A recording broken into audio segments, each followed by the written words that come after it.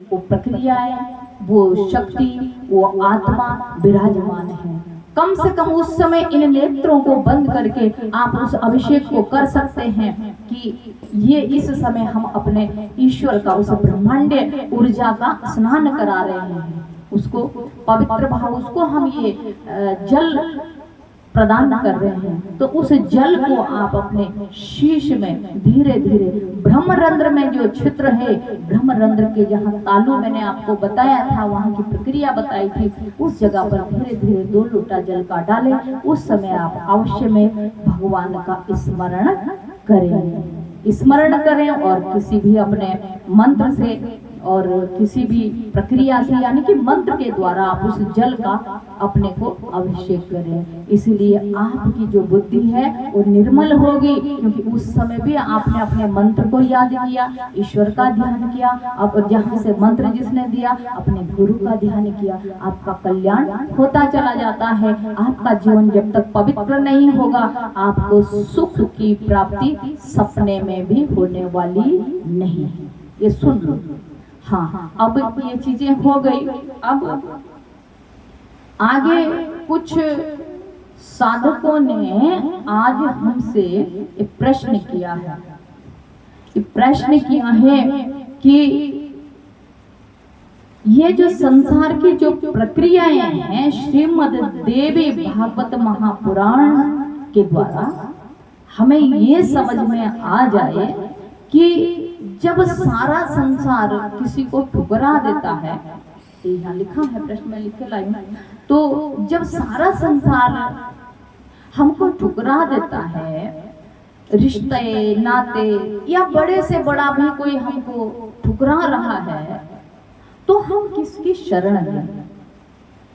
अब गुरु की भी कई बार शरण, कोई गुरु है वहां भी शरण ली तो भी बात नहीं बोली। तो क्या ऐसा कुछ विधान है श्रीमद् देवी भागवत में कि गुरु में ऐसी सामर्थ्य है कि जो हमें जो इस संसार की ठोकर मिली है तो हमें कहीं पे सही जगह पे प्रतिष्ठित कर सकता है? यानी कि इस सारे संसार में किसकी हमें शरण लेनी चाहिए जब हम सब दुनिया से ठुकर जाते हैं? तो आपके प्रश्न का उत्तर श्रीमद् देवी भागवत महापुराण में 9वें स्कंध में ये दिया गया है। यहाँ हम आपको एक शाश्वत सत्य से अवगत कराते हैं कि एक समय की बात है, अयोध्या के एक त्रिशंकु नाम के राजा था। उन्होंने, त्रिशंकु ने एक समय अपने गुरु कौन थे? ये राम कुल से थे, भगवान श्री राम के कुल के राजा थे। तो उनके गुरु कौन थे? वशिष्ठ जी। एक बार क्या हुआ, जीवन की बहुत सारी प्रताड़नाएं जब राजा ने देख रखी थी, समझ रखी थी, तो उन्होंने अपने पुत्र को गद्दी पे बिठा दिया है और खुद जो उन्होंने चाहा कि अब मैं ईश्वर का भजन करूंगा। पहले सब ऐसा ही होता था, राजा लोग भी संन्यास ले लेते थे 50 के बाद। लेकिन आज जो युग ऐसा उल्टा हो गया कि उधर ही ठोकरे खाते रहते हैं, उधर ही जूते खाते रहते हैं। तो फिर सुखी होते थे, क्योंकि फिर दुख के लिए कुछ बचता नहीं था। इस भांति से त्रिशंकु ने जब साधु यानी संन्यास लेने का विकल्प अपना ढूंढा और वो राजमहल से निकल गए।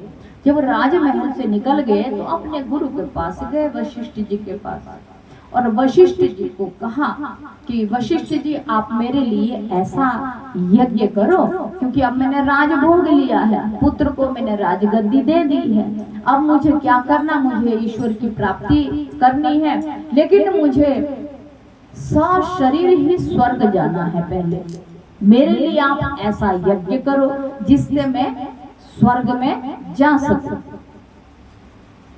अब वशिष्ठ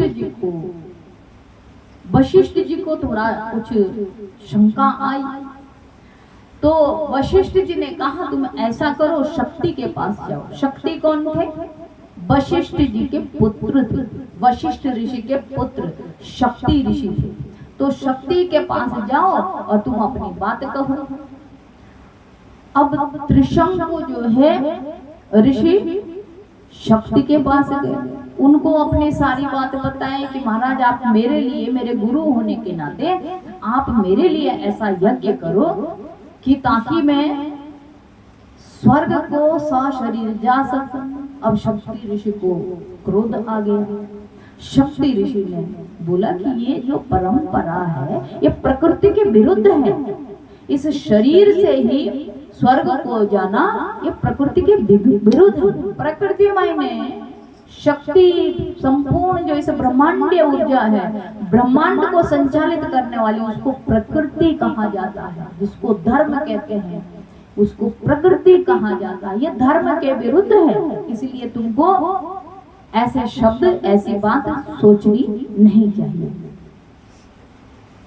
तो त्रिशंकु ने कहा कि नहीं महाराज, मैं तो ऐसी इच्छा रखता हूँ, आप मेरे लिए ऐसा यज्ञ कीजिए और मुझे भी बताएं, मैं उस अनुष्ठान को आपके साथ आपका सहयोग करूंगा।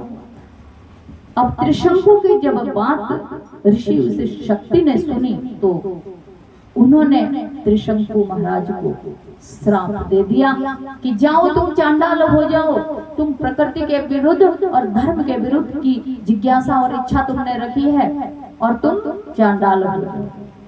अब हुआ क्या, जब ऐसा श्राप निकल जाता है किसी के भी मुख से कोई वाणी वो बेकार नहीं जाती है, इसलिए ये सब कभी सुनना नहीं।